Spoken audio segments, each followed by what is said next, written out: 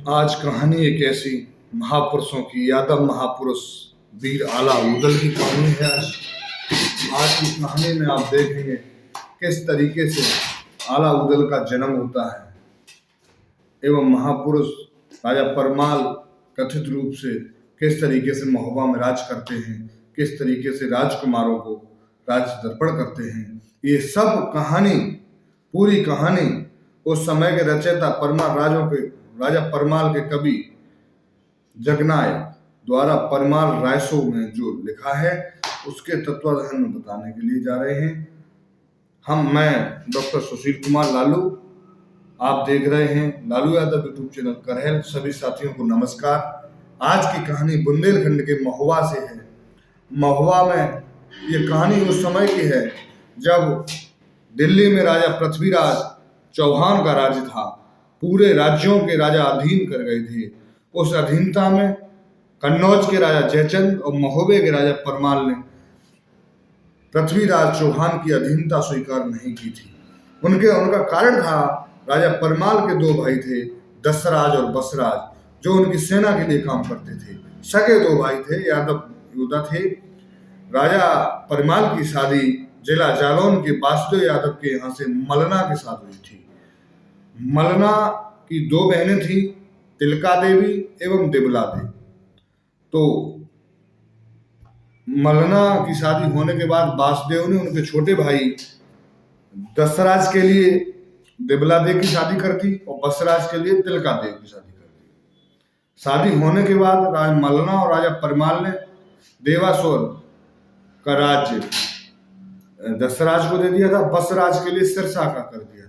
इसी बीच में बहुत अच्छे ढंग से राज्य चल रहा था। राज्य में राजकुमारी मलना, राजा परमाल के मलना के पुत्र राजकुमार ब्रह्मा का होता है। ब्रह्मा के बाद कुल राज पुरोहित पंडित जी के यहाँ ढेबा का जन्म होता है, जो विपत्त का साथी बताया गया। ढेबा ज्योतिष में बहुत ज्ञानी था। उसके बाद तिलकावत के मलखान, फिर गर्भ से रहती है सुल्खान का जन्म होता है।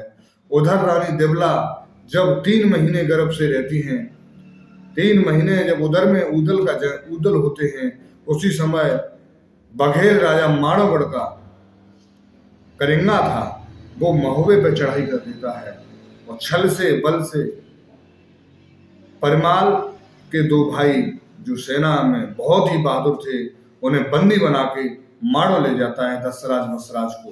लेकिन उस बघेल राजा की इतने में भी आत्मा ठंडी नहीं होती है। वो बघेल सीधा जाकर दशराज और बसराज को बहुत बुरी तरीके से मारने के बाद सर कलम कर देता है और सर को बरगद के पेड़ पर टांग देता है। जो धड़ बचता है, लोथ बचती है, उसे कोलू में पिरवा देता है। उस समय ये कितना भयानक दृश्य रहा होगा।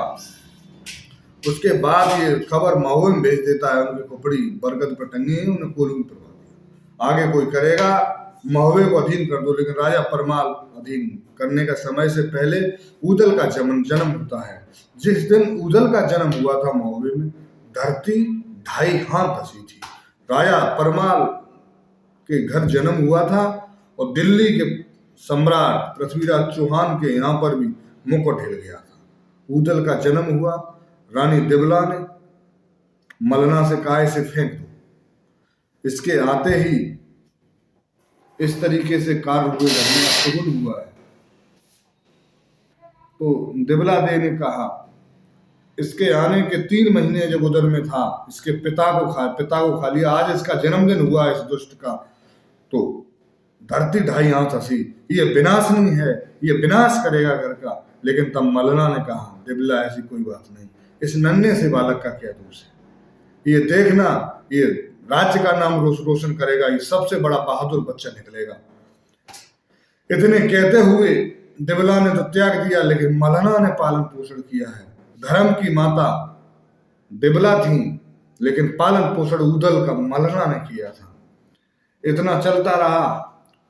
5 पुत्र जब बड़े हो जाते हैं 12-13 साल के, उसी पीरियड घोड़े बांट दिए जाते हैं। किसी को पपैया, बेंगुला, बाज घोड़े दे देते हैं। बहुत अच्छी कबूतरी घोड़ी उदल को दी गई, वो मलखान को दी गई, बाज बेंदला उदल को दिया गया, पपैया घोड़ा आल्हा को दिया गया। इस तरीके से घोड़े बांट दिए गए। घोड़े बांटने के बाद राज दरबार लगा था। उस राज दरबार में उदल बैठे थे, अपनी अपनी चर्चाएं होने लगी।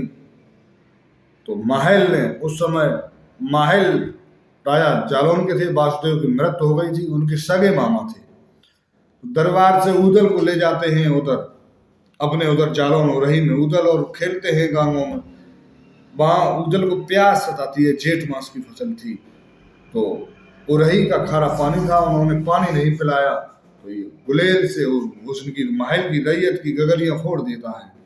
फोड़ने के बाद माहिल से शिकायत जाती है, तो माहिल कहते हैं कि तुम यहाँ बहादुर बने हो, बहादुर वहां बनिए जाके जहाँ आपके बाप की खुपड़ी टंगी हिमाड़ों में, उनका बदला लीजिए, मुझे इन गर्मियों से क्या फायदा है। ऐसा कहने के बाद उदल सीधा महुआ आता है, माँ दिबला के गोद में गिर जाता है। माँ मुझे बताइए मेरे पिता कौन है और मेरे पिता के साथ क्या हुआ था। किसी भी हालत में जब उदल नहीं मानता है तो दिबले बताती है कि ऐसे धोखे से हो जाता। अब उदल किसी बात के लिए तैयार नहीं होता है, सीधा सीधा कहता है मैं बाप का बदला लेने के लिए माड़ो जाऊं। माड़ो जाने के लिए बड़े भाई साहब से सलाह मिलाता है। वो राजा परमाल के दरबार जाते हैं। राजा परमाल भी नाना बात समझाते हैं, आप जाइए, आपकी अभी उम्र कम है, लेकिन जब उम्र हो जाए तब जाना।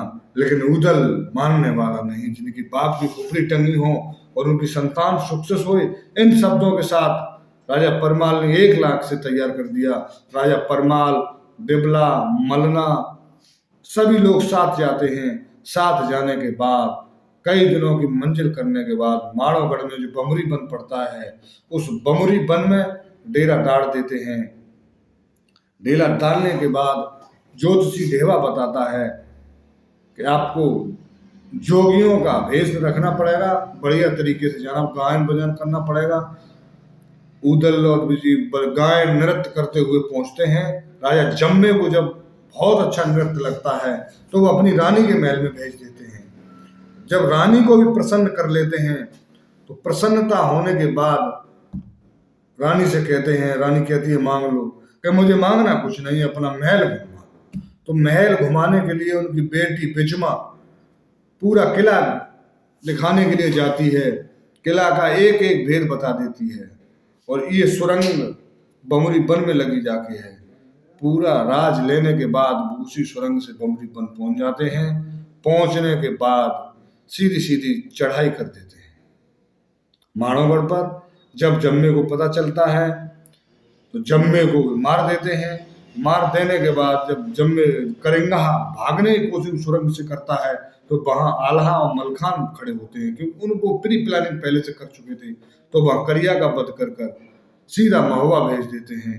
ऐसे महापुरुष वीर आला उदल ने अपने बाप के बदले का मौत का बदला लिया था। ये कहानी आपको कैसी लगी है? आगे फिर मिलेंगे एक नई कहानी के साथ। तब तक के लिए आपसे विदाई लेना चाहूंगा। और जिन साथियों ने वीडियो को देखा है, चैनल को सब्सक्राइब नहीं किया है, वो चैनल को सब्सक्राइब कर लें। धन्यवाद। जय हिंद, जय भारत। आगे फिर मिलेंगे नई कहानी।